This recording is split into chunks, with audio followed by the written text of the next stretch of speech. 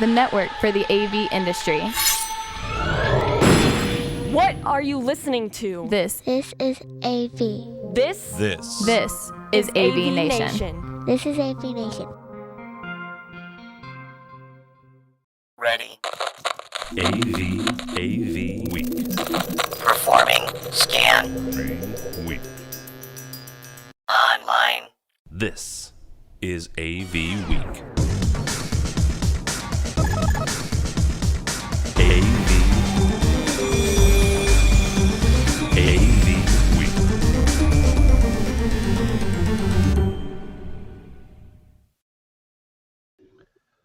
This is ResiWeek, the weekly look at the residential and home automation segment of the AV industry. My name is Tim Albright. I am your host.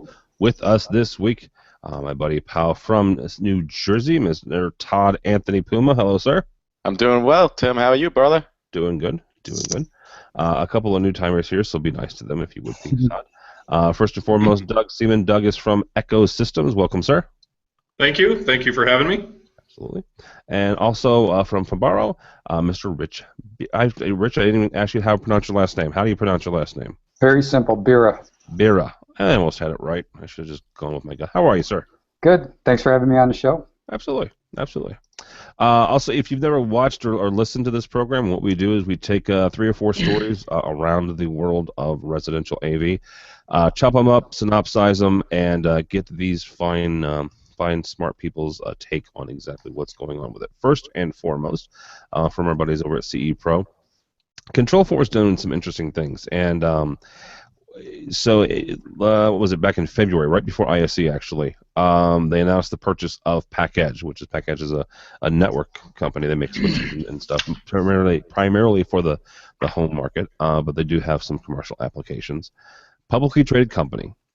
What they announced last week was a 42, count them, 42 city dealer training tour. That's a lot. That's a lot. And according to their announcement, they're dubbing it the Smart Home Essentials Tour. Todd, I'm going to start with you on this. 42. First of all, 42 cities is a lot. What do you think they're hoping to accomplish in getting out there and getting to the top 40? I'm going to say the top 42, but the 42 markets that they're calling, kind of their key areas.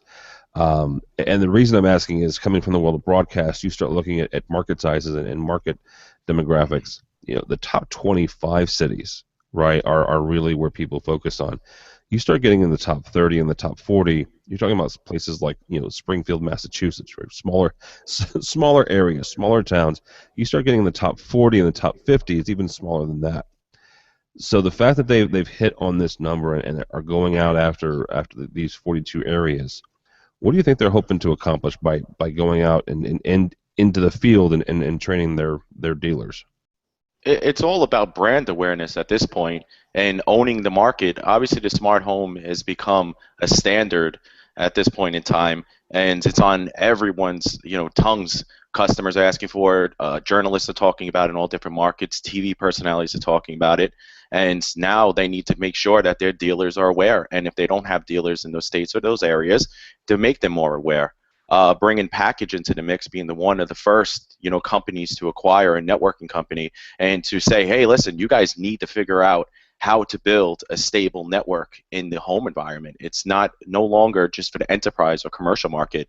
It's happening in their home. Here's what you need to know. Here's the education that is being put into place. Here's what we didn't know before, but now we do by having PackEdge here. And it's kind of retraining the guys who are currently there and who they're possibly looking on bringing on staff. Control4 has definitely been a competitor for a lot of different companies like Savant, Crestron, Elan, and they came to, in my eyes, they came out of nowhere and pretty much took over, a big portion of New York's market, New Jersey's market. There's dealers on every corner at this point. And that's not by mistake. It's because they are making fantastic products that are easy to use and also easy to implement in people's homes. And if people did not know how easy it is to use, they're building these trainings to get in front of people who they couldn't get to before, maybe who couldn't travel out to their 3 locations where they do their trainings. A blog a few weeks ago I wrote about is manufacturers investing that $5,000 opening order and kind of looking and trying the products and taking a chance with these manufacturers. This is kind of something, in a way, what I was talking about is they're giving you an opportunity to learn a little bit more about their products and possibly implement their product line into your basket of solutions that you offer to your clients. I think it's a great move, and you know what? I'm looking for more manufacturers to take a step like this and to get out there and go to every single city, just like Guns N' Roses is doing at this point. So C4 is Guns N' Roses at this point, not in this lifetime tour. No. They're doing it.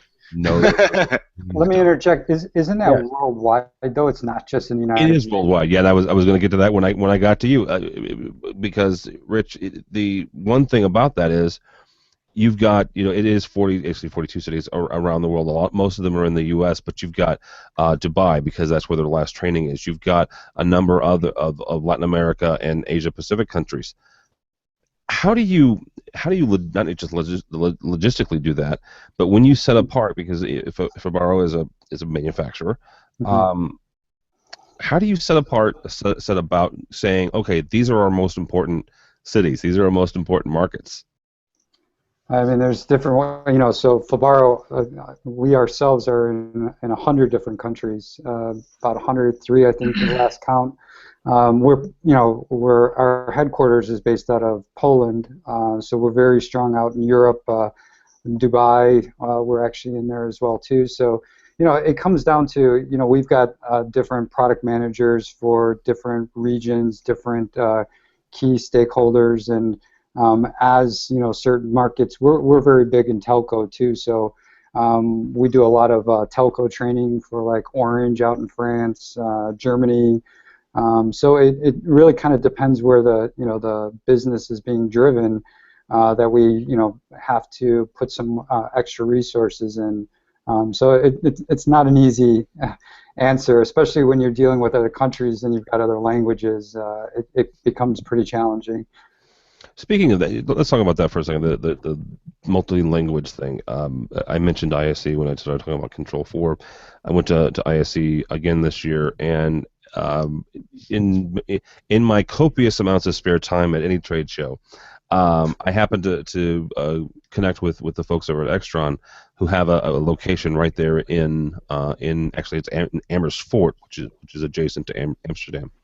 They don't manufacture anything there, but there's a large distribution facility, and they were showing me this giant farm of cubicles where everybody, not even cubicles, it was like a big work group, and each person had on their desk the various countries that they were serving. And it wasn't just customer support; it was language translation. It was, customer support in their native language. So you had native speakers who also spoke English, so they could translate between the information that came out of Anaheim, which is where Extron's corporate headquarters is, into local language. How important is that when you're trying to expand and you're trying to get into these other regions? It's extremely important. I can tell you that our company being based out of Poland, even I think we have our manuals come in 17 different languages for our products, and besides the 17 languages that our products are in, we have a controller too as well. The controller itself can translate into 17 or 18 different languages. We do have people, in our headquarters that do speak the different languages, and there's such an importance in translating, the difference between, let's say, like Europe and here in the United States. There's a lot more explanation that happens in home automation. Here, the messaging has to be faster, more abrupt, shorter, more precise. And if you try to do something just like in a Google Translate, it's not going to work because it's not going to resonate with the consumers, which are the end market. And you've got to make sure that touch point, when the consumer is seeing the product or the manuals, or even some manufacturers, they have access to settings. They have to be crystal clear. Otherwise, it's not a good experience for the customer. No, absolutely. Doug, let's come back to the actual Control 4 and honestly package and stuff. Todd said something, and part of the quote from the piece from CE Pro says, the networking landscape is changing rapidly from the number of connected devices in a home to how much data is being consumed. Right. How much is Control 4 having to get the integrator at this point, the home professional, up to speed on stuff like this, and how much is already happening? Ooh, that's a deep question. How many layers are in that onion right there? Very well done. Obviously, you've got a history of AV guys. You've got decades and decades of, I'll call them analog boys, Okay. for lack of a better term. It's a new world for all of us, but if you don't, commit to the fact that the network is everything, you're gonna fall behind. You're gonna get steamrolled in the next whatever time period, 2, 3, 5 years. We can all see it coming. I always think back to an article by Mark Andreessen where he said software is eating the world. That's pretty much what's happening to the entire AV industry right now. Rich Fergosa said it on a few of these podcasts, but you've got to understand total integration picture from hardware to software to services. You've got to wrap your head around the entire picture, and that includes networking, and that includes knowing how a network is designed, built, installed, and serviced. I agree. No, I would as It's well. just that simple. I mean, get on the board, the train, or get steamrolled. Or get streamrolled, yeah, absolutely. At this point, I think that the sale is a lot easier for the end user or the customer to understand how to upgrade a network, because I feel in their home it is what's most important to them. Their Wi-Fi, using their phones, going on their laptops, streaming YouTube videos, streaming, their wedding videos, whatever they might have. They understand that how important the network is. And Time Warner Cable and the cable manufacturers have been doing a pretty good job on educating the clients, with their added broadband services. Verizon every day, oh, we give 100 by 100, we match 100 download by 100 upload. And that plants seeds in customers' minds, even though we don't realize it, but it helps to make our job a little bit easier. But again, other companies are making it a little more challenging on the other end, like Amazon Echo and Apple TV, and manufacturers are more DIY. They're just saying, oh, it could be done with just an app, and just here it goes, and you have a whole home automation system with one app control. It's very easy to do. So at this point, we're dealing with that double-edged sword, and a lot more challenges are happening. Like you were saying, Rich Fergosa, I work with Rich on every project at this point, and Rich and I have always talked to our clients, and the one thing that we always go through and the expectations we set is networking first. We don't talk about the Crestron system. We don't talk about the system we're implementing in a home. We don't talk about the programming. We talk about this. Okay, your network. What are we going to do about that? Here's what we need to do, and we educate them on that first with one phone call. Then the next phone call goes into whole home automation. We want to make sure that with the words we're speaking to them is implanting, and the seeds are being planted in their head, and they're understanding how important it is to have a robust network for what we're putting in their home, even if it's not a big restaurant system. It could just be your everyday devices you're putting in your home. How many iPads, how many iPhones, how many Apple TVs, whatever it may be. That's exactly what we do too. I mean, we have that conversation about, how many kids are in the home, how many devices do you have. You ever had Netflix freeze up on you? You ever had video games freeze up on you? Those types of conversations lead into the networking and the infrastructure planning, because without that, nothing else can happen. So let me ask this, and understand that I'm still learning this whole residential thing, so forgive me for the stupid question. God bless you. Thank you. I come from education, and I come from commercial, right? Where we don't have these conversations. We have departments for this. We have people, right? We have IT departments that, God love them. Sometimes we have to fight with, right, about getting on the network. Let me see if I can understand this. And Doug and Todd, I'm expecting you, and Rich, if you want to jump in, cool. Am I understanding you guys to basically say that you are basically the IT contractor as well as the AV contractor? Okay. Interesting. We've had to learn IT. We've had to learn, DHCP. We've had to learn WAPs. We've had to learn routers and switches, and we've had to learn network security permissions just because it comes with the territory. Makes sense. And the more secure and stable that system is, the more secure and stable your system will be. So right, it's a quality control issue. Yeah, absolutely. If we're going to put our name on a project, we're not going to leave anything to chance. Yeah. Some companies, make it a lot easier for us to set up and implement those kind of systems.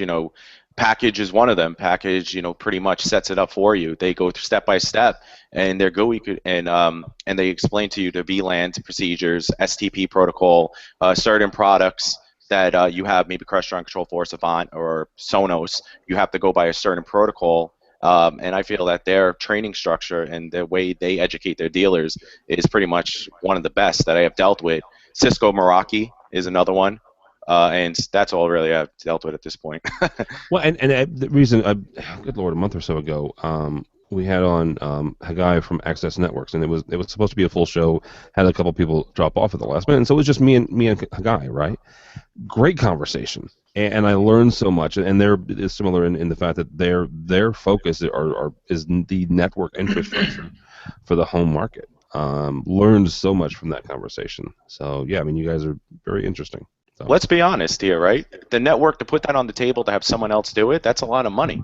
Right now, that's how we generate, revenue on a daily basis. That's our residual. That's how we get into the customer's home, maintain their system, VPN in, make changes to the programming, to firmware updates. The list goes on and on. Without the network and owning that network and hand it over to someone else, you pretty much handed over, I feel, basically 40% of my revenue at this point, and growing. And a lot of it comes down to service too. There's products and services out there like iHeG, and I know there's others, that let you as an integrator manage your clients' expectations and their systems, and you get notified ahead of time to be more proactive in your service. Very interesting. All right. Learn something new. That's my whole point, is I learn something new every day, and that was one of them. All right, guys. Let's talk about my favorite subject, OLED. And this is not where you think, oh, good Lord. God loves Crestron, or wonderful commercials. If you're not familiar, Charter just bought, who'd they buy? 3 cheers for advertising, eh? Time Warner. So good, yeah. Oh my. Yeah, if you enjoy, well, I enjoy my Charter because that's actually what I'm talking to you on now. So don't cut me off, Charter. This is from strategy.com. Not an advertiser. I pay him, a healthy amount every month. Deepening investment. LG is going into mass manufacturing of OLED light panels. Oh, no. Light panels. Now, as we scroll through this lovely article by our buddy, Mr. Ted Green, one of the things that really popped in my head was this flexible lighting panel made by LG. And if you're listening to the audio version, just click on the story if you go to our page.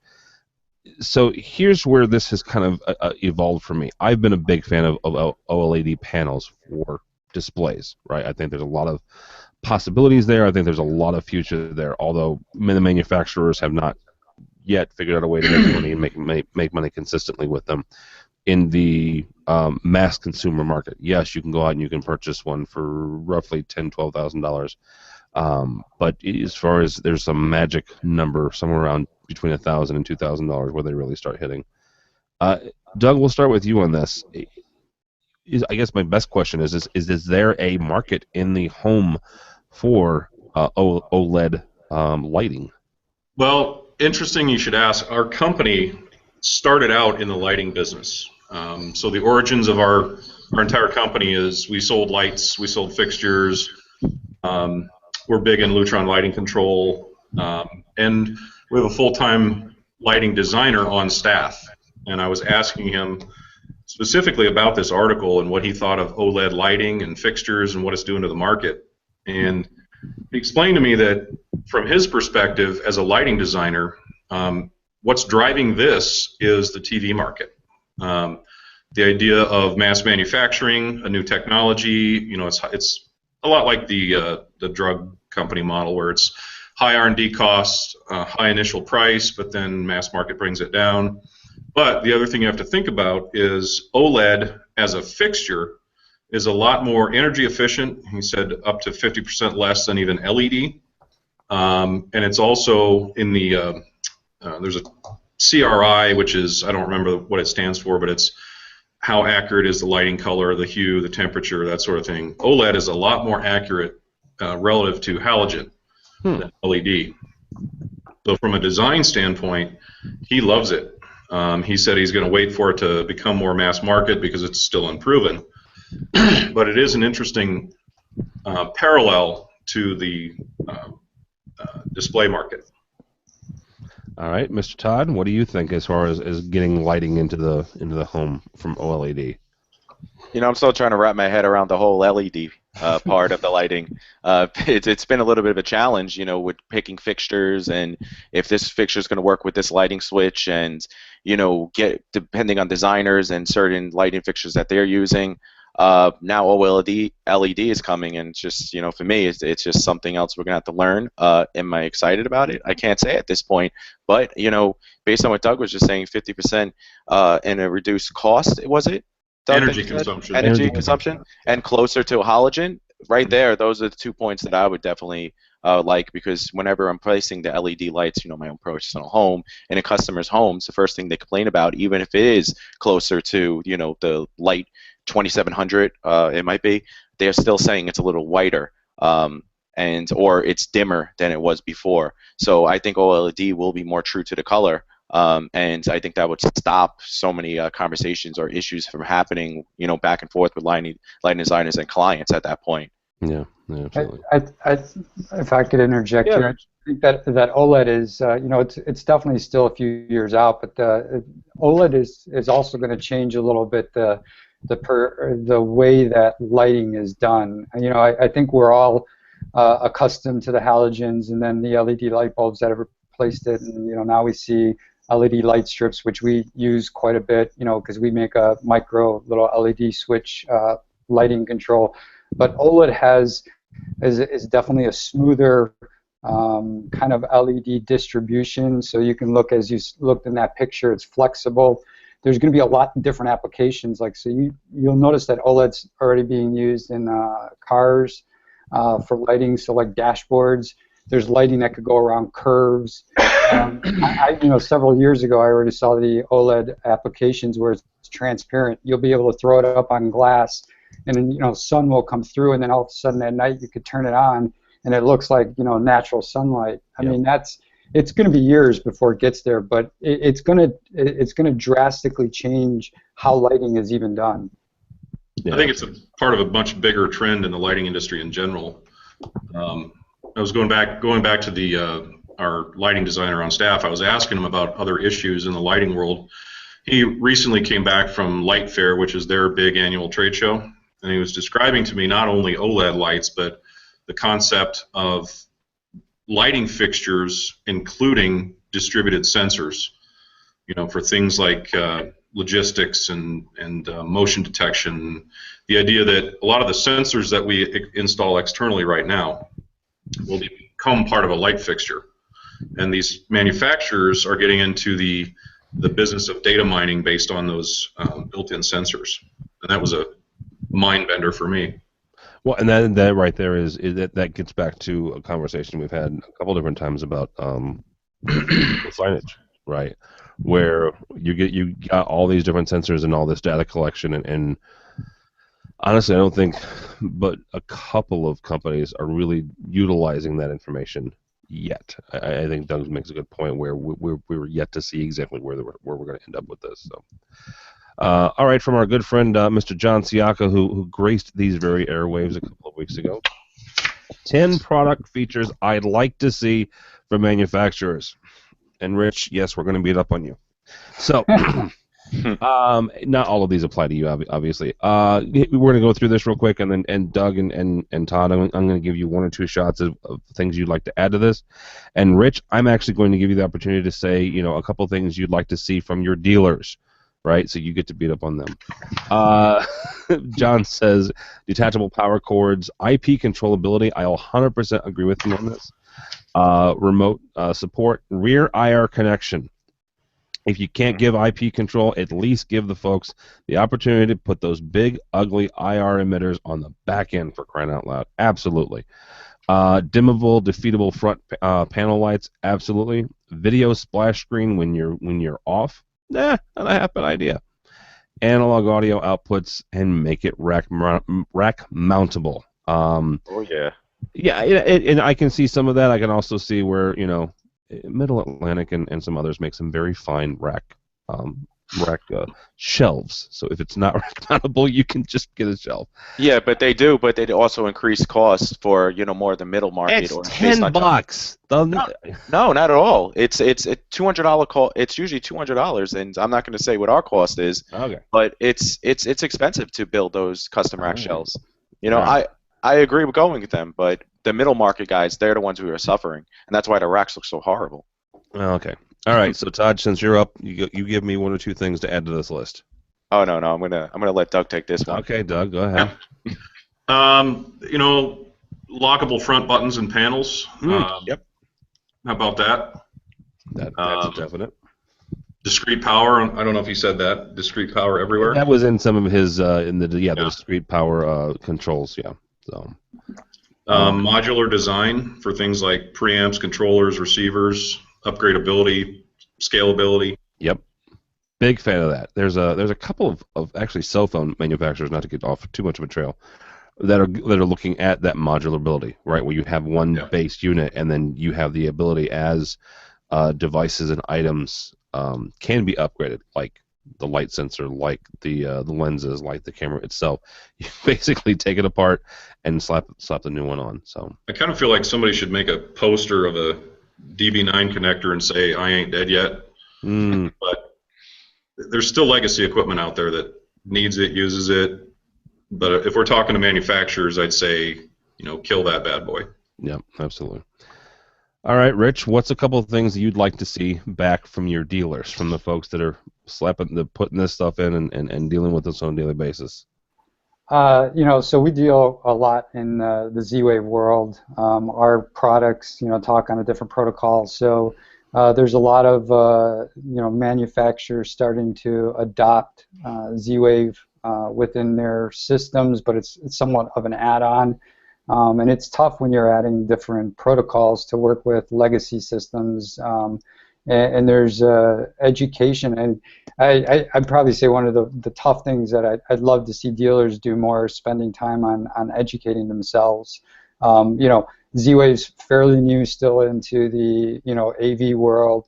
Companies like URC's got an add-on, Savant's got an add-on, but it's all through Neos. And there's some of our dealers that do the installations with Z-Wave, but they understand the older systems and their world. They sometimes don't know how a Z-Wave network, it's a mesh network, how it works. So, taking the time to Z-Wave themselves, the Alliance is trying to do a really good job of educating. They started last year at CEDIA with Z-Wave certification programs. But it's education. I'm constantly learning myself. I spend a lot of time reading about different protocols and systems, and I wish sometimes the dealers would do that. Why do you feel that we don't? What do you feel the reasons are? And be candid here. You don't have. You can say whatever you have to say to be honest with us, because I'm one of the dealers, right? Yeah. At this point, I definitely think that there's definitely dealers that do, but then there's some dealers that are that have been around for a long time and they don't want to adapt to the new stuff coming, and they're sticking more with what they know versus trying to figure out the new things, because those are the customers are the ones that are coming in and saying, hey, I want Sonos, or hey, I want that Nest thermostat, where some of these dealers are sticking with what they've known, and they're not trying to see how to integrate that within the system. So I'm not saying this is across the board for everybody, but I see two sides of the coin, and I love the ones that are educating and know their stuff and adopting, because that's what's going to make dealers survive, is because this world of IoT is only getting it's accelerating, it's getting faster, and a year from now we'll be talking about a lot of different things that are connected that you would never think were connected, and the end consumers are coming in and asking for that. Yeah. Right. And how do we not offer our customers what they're looking for? Again, I understand if it's not a test detect, technology, and it's something that could be a disadvantage to them, and we have to properly educate them. But how are we not educating ourselves? And if we're a business, we're supposed to constantly keep changing and growing and learning and understanding what's out there. If we put a wall up and say, I'm not doing that. This is what I do. This is what I know. Sorry, not going past this wall. Then where are we going to get as an industry, or where are those guys going to get as an industry? They're just going to have guys like myself and other competitors just take over their market and take their clients. And they're going to say that, the question that they all say is, I don't understand why. I don't understand why my business went down 50%. This clearly is something is happening. I'm going to fire John from marketing. He sucks. I'm going to fire Daniel from programming. He's obviously not doing a great job. But it's all starting from the top, and what you're saying is true. I hear this every day, and when I go to CEDIA, I love hearing those stories from the veterans, which I respect. But the one thing they all say is, I'm not going to test this crap. What's that? Crestron? They have 12 different pieces of crap out. I don't like any of it. It doesn't work. Have you tested it? No. I don't do networking. That stuff don't work. Networking. What is that? Come on. That's for commercial business. I'm a residential guy. We have CrestNet. We don't do that. I don't feel sorry for those guys one bit. But you know what? They deserve to go out of business. Yeah, Doug makes a good point, right? CEDIA has done a good job. Infocom has done a good job. The manufacturers have done a good job of basically not. I'm not going to say spoon feeding because that sounds childish, but presenting the information in several different areas and letting you guys know that are out there. Look, this is what's coming. Right? This is what's coming. This is where the industry is. These are where your clients are. This is what you probably should learn. To Doug's point, I don't feel sorry for them. I mean, I do. I feel sorry for their employees, right? Right. Who are still, in those organizations. But, for the folks who have been given this information for the last, 10, 15 years, How many times can we say convergence?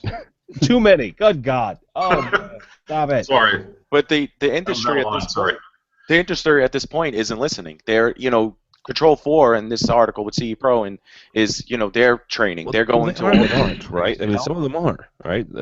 A lot of people are. I mean, seriously. I'm not picking on you two because you're here in front of me. But Todd and Doug, you both are. You're listening. You've educated yourselves. You've educated your employees. You've changed the strategy of your company to reflect what's going on, right? For Borrow has, right? They're not running copper to every single device. They're getting involved with Z-Wave, and like he said, Rich said it's a mesh network. There are a handful of probably very vocal and like Todd said, old school. I almost said old dogs, but old school folks who will complain, right? And they'll complain when they're in their retirement homes, and the rest of us can go about our business and make money. We can make quick money. That's the thing. Is products that are coming out there. These new network solutions and products like, Crestron Ping. I could speak behalf only on Crestron since that's the products I offer. But Crestron Ping, you get the jobs done in half the time. You can have products sold, and you're in and out of the customer's house, and they're happy. And it's all done through an app. And from there, you're implementing a new solution, and you keep on going through more and more product sales. How would you not want to do that? Why would you want to go in and hardwire, the whole house and offer just one solution to the clients? Why not have multiple solutions and get into that IoT and the new, millennials, whatever you guys call them at this point, are dealing with all these new and great technologies. If you're not stepping in their doorstep and offering them things that they feel is cool, and you're offering them this complete, a package for $100,000, that's another thing that they're not going to want to spend. The new millennials, they think it could be done cheaper. You're just going to be, you're literally going to be a doormat. People are just going to step on you on the way to business, and they're going to keep doing it. So guys, whoever's out there and who's stuck in their ways, learn and change. I'm doing it every day. There's companies out there that I don't want to sell and I don't want to offer, but you know what? We have to. It's just part of it. I just think you have to be comfortable being uncomfortable. Yep, I like that. At certain times. Yeah, I like that too. Get out of your comfort zone, stretch yourself, and learn.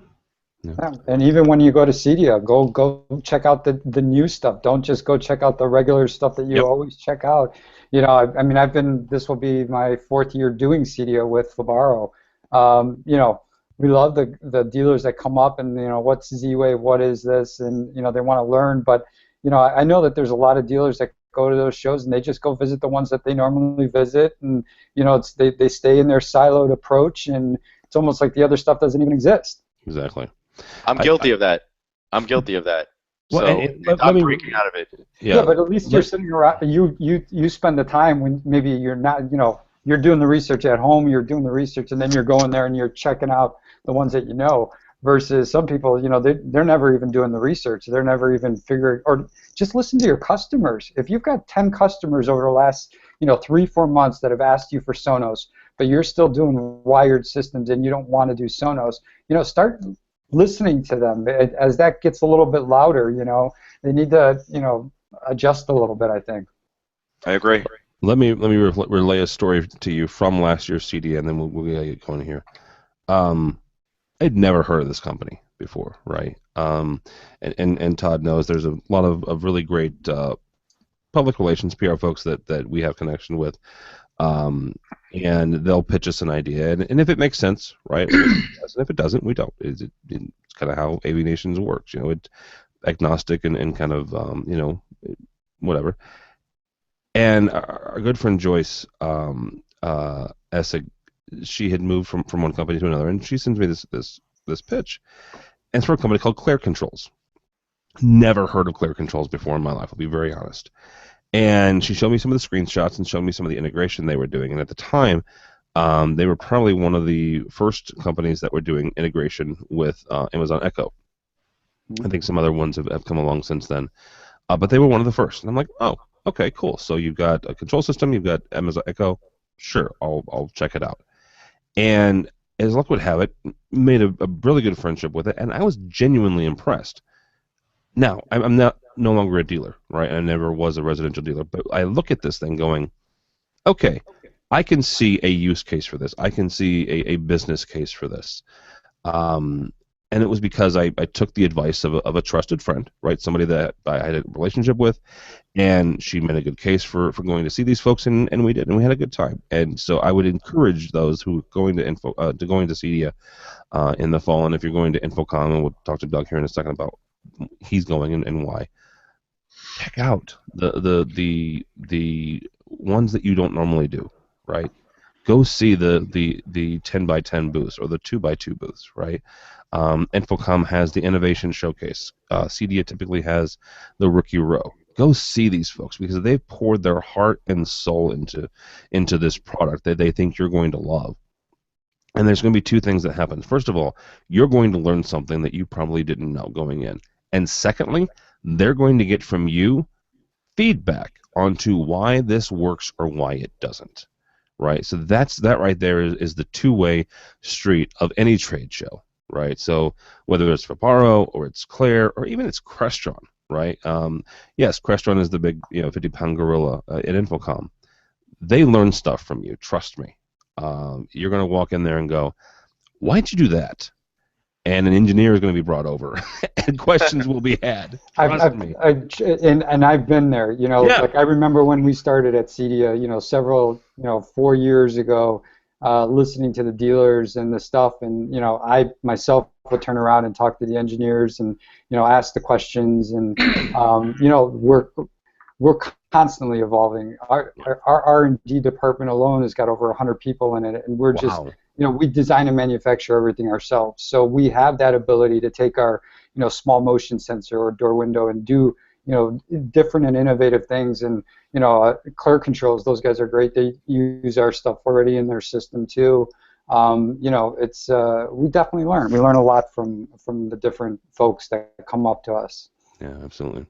I can just tag on to something. Tag on to what Todd said earlier about putting up a wall. There's a difference, and I know there's a history of overpromising on the part of manufacturers, et cetera, et cetera. There's a difference between putting up a wall and saying no and being skeptical but open to new ideas. And that difference is critical. Yeah, absolutely. I would agree with that. And that right there is where we'll leave it. So, gentlemen, thank you so much. Rich from Fabaro, thank you, sir. Thank you. How do people find you and or Fabaro? Fabaro.com, Fabiro.com. All right, very good. Mr. Puma, thank you, sir. How do people Thank you, find Tim. you?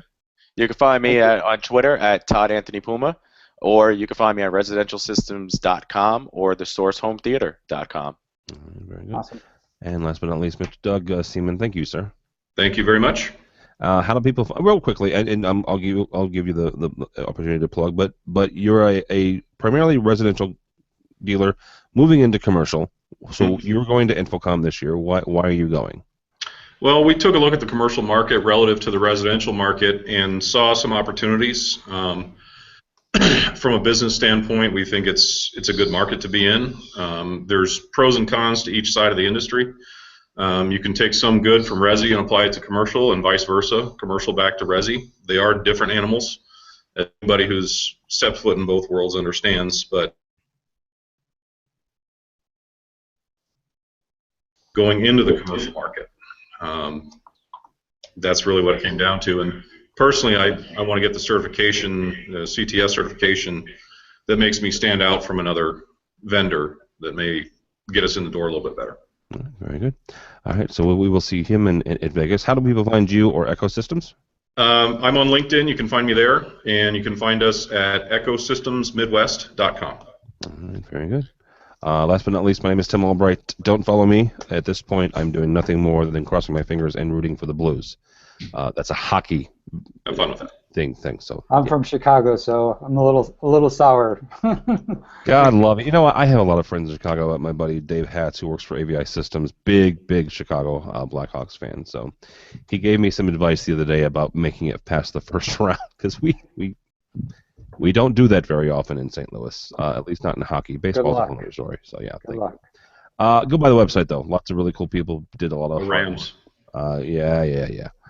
I'm a Bears fan though, so I'm a weird one. I'm a St. Louis guy who's a Bears fan and a Blues fan, so it's weird. But yeah, go by the website, avnation.tv. avnation.tv, you'll find this program and a host of others. Mentioned Infocom. Holy cow, do we have a lot of stuff going on. Just check out a couple pages we've got there.